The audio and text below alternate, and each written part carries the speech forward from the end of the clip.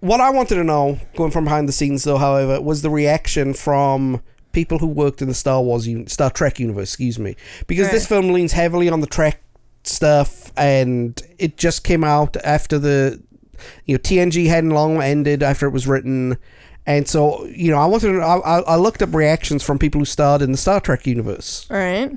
So this is a quote from Sir Patrick Stewart. Mm-hmm. I'd originally not wanted to see Galaxy Quest because I heard he was going to be making fun of Star Trek. Then Jonathan Frakes, Commander Riker, rang me up and said, you must not miss this movie. See it on a Saturday night in the full theatre.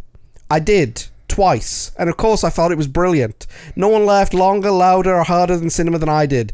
The idea that the ship saved and all of our heroes in the movie simply saved for the fact that the fans who did understand the scientific principles of the ship worked absolutely, and it was wonderful. And it was both funny and touching, and they paid tribute to dedication to these fans.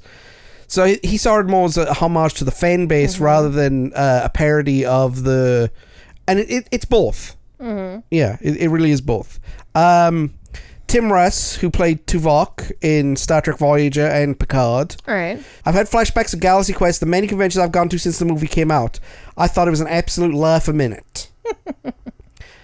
And there's one more reaction I'm going to let you read.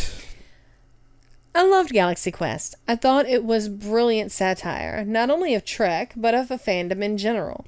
The only thing I wish they had done was cast me in it and have me play a freaky fanboy who keeps screaming at the actor who played the kid about how awful it was and that there was a kid on the spaceship. Alas. And that was by Will Wheaton, who played Wesley Crusher. The kid. Yes, the kid. Sarah, your rating of this movie? A 30 out of 10. Yeah. What's your opinion on it? It's hysterical. There's tons of in-jokes.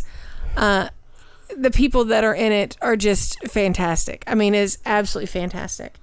And yeah. So don't drink a lot while watching it because you'll laugh. It'll come out your nose. Mm-hmm. I think it's 10 out of 10. I really do. I think it's one of the greatest parody movies of all time. Mm-hmm. Sam Rockwell, Tony Shalhoub steal the movie for me. Mm-hmm. I mean, look, Rickman did a good job in his role, but his role was to be a disgruntled actor. Right. And Rickman always came across as a disgruntled actor. This is true. I love how everyone thanks Nesmith for saving them, even though it was a team effort. Right. So every time the crew saves everybody, they thank Nesmith for it. I just thought that was a cool joke. The dramatic pieces are there as well. I liked the dramatic pieces of everything. And...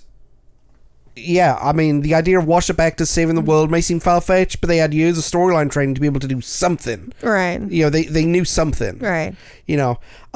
So...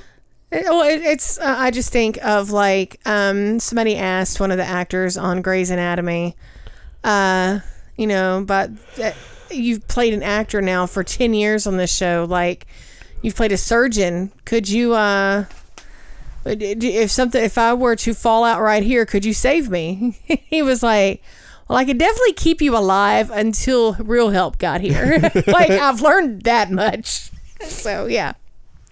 Well, the film is actually really popular with Star Trek fans. Mm-hmm. At the 2013 Star Trek Convention in Las Vegas, it received enough support that it was included in the 12 Star Trek films that have been released on the voting ballot. So this technically is the 7th best Star Trek film ever made. That is hysterical. The movie spotlighted actors who were going to have career renaissances or have amazing careers. Mm-hmm. So you had Alan Rickman, yes, renaissance with the Harry Potter series. Yes. Rainn Wilson and Tony Shalhoub would get roles in The Office and Monk respectively, and it launched Justin Long's career. It launched his comedic career because, I mean, we all knew him from, The Bee Eating You, the Jeepers Creepers. Okay. Yes, yeah.